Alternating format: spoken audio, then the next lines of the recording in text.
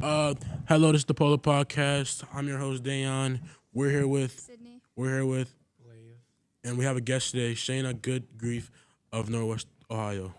That's me. Thank you for having me. We're talking about grief today. So, what is it you do? So, thank you so much again for you guys having me on to talk about this and share this information. It's so important and valuable because grief is universal, right? We've all had losses. We've Yeah. all experienced the death of someone that we love And or we care deal with about. them in different ways. Absolutely, yes. So, what I do with Good Grief of Northwest Ohio is I am the school based coordinator.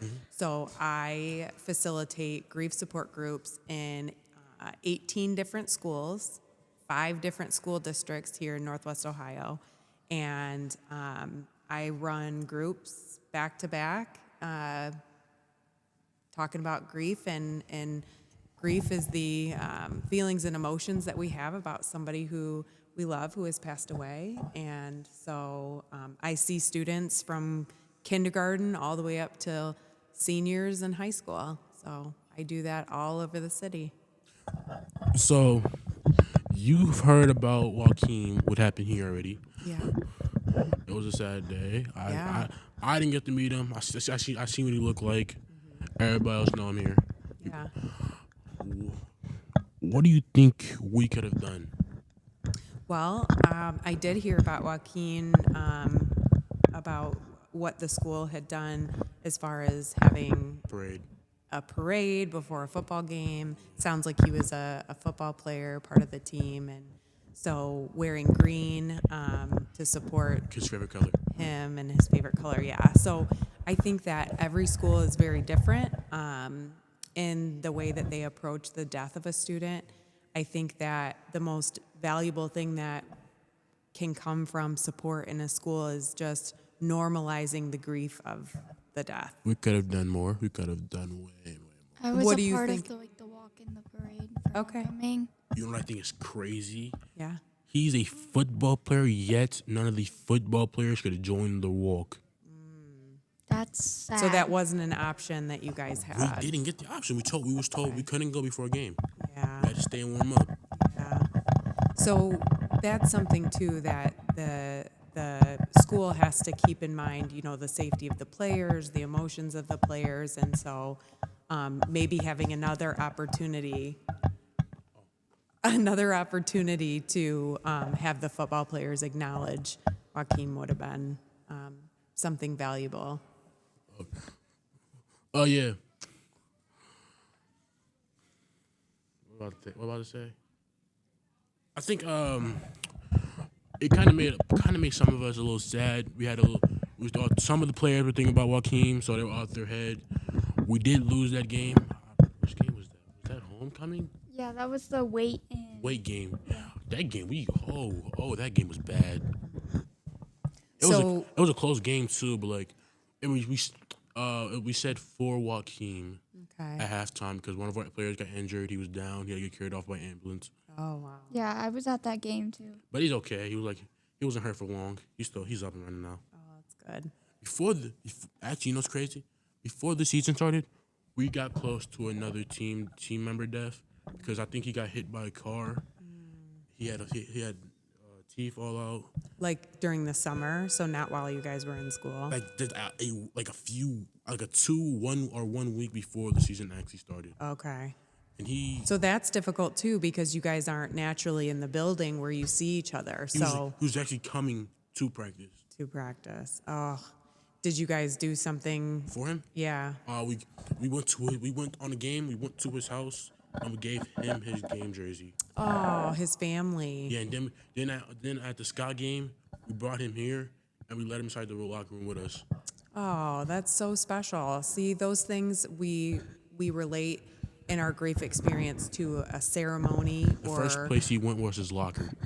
That's awesome. So having those opportunities as students to be able to attend to your grief, meaning recognize it as something that's important. Sydney had mentioned earlier about grief and that it's okay to Cry. Yeah, it's okay to cry. it's Anybody okay can to cry. It's okay to be sad. because those things, the death of a student or any person is sad. It's worthy of being upset about. And when we put off feelings and emotions like grief, often things get more challenging and difficult, and we end up hurting in other ways. That might be by negative coping skills, like getting involved with things that maybe you shouldn't, whether they're things that aren't good for your body, or being in the wrong place at the wrong time because you're feeling sad and just trying to make up for the feelings that you're having by doing something else, but that something else isn't always better. I feel like a lot of people, I'm one of those people, I don't like to deal with my feelings. Yeah. And if I really don't feel like it, I'm not gonna deal with my feelings. I'm probably just gonna sleep it off. Yeah. Wait it off. Yeah. And if I really can't, I'm gonna deal with it myself. Yeah. I don't like to. And you're not alone in that, Dan. I can tell you that students, specifically high school students, your guys' age, your brains aren't built yet to know exactly how to handle difficult things, especially an unexpected death. Even an expected death brings feelings and emotions that you aren't prepared for. And so I love that you brought up some positive coping skills, like sometimes just checking out, taking a nap, sleeping it off. You know what's crazy? Mad adrenaline. Like how you get mad and you start having this adrenaline. After my adrenaline gets done, that is when I'm gonna start crying. Oh yeah, because you know what? That adrenaline fuels, right? It's telling us, all right, we have to do something. And when that adrenaline goes down, our body is like, okay, now what? And it sort of releases all of that After the tears start coming, that is when I remove myself from a public crowd. Yeah. I would not stay. Well, because what is crying? What is it? What does it mean to cry? What does it make you? You sad.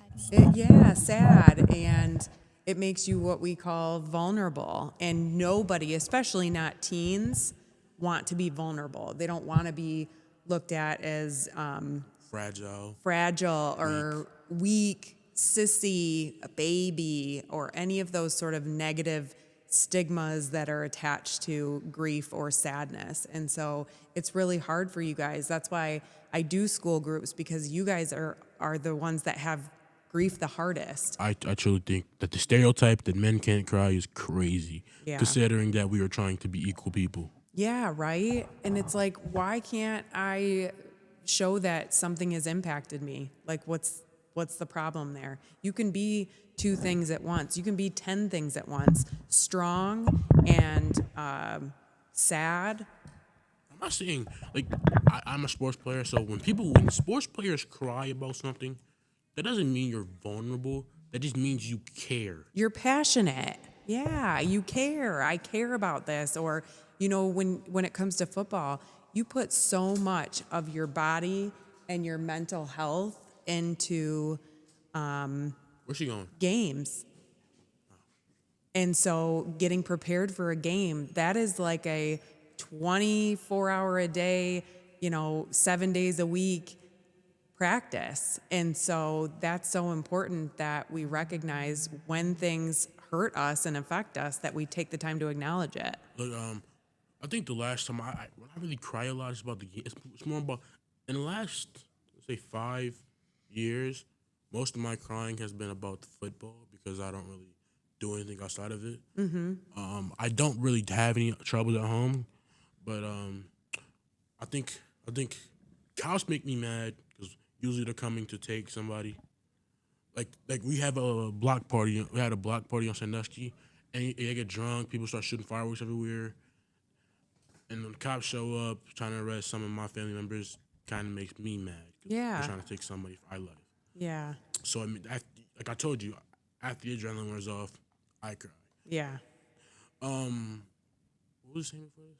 Well, I think you brought up a good point about, you said, at your family life, it sounds like are supportive. And so that plays a huge part into how you grieve as an individual, is what's been modeled for you by your adults. I'm not saying I can't go talk to my family. Yeah, I'm saying it's I good. just don't want to. Right. And you don't want to put that on them. I think that's a lot of you guys, a lot of your ages. You don't want to make those around you feel like they have to help you or fix you, and so you don't bring things up. After I became 12, I realized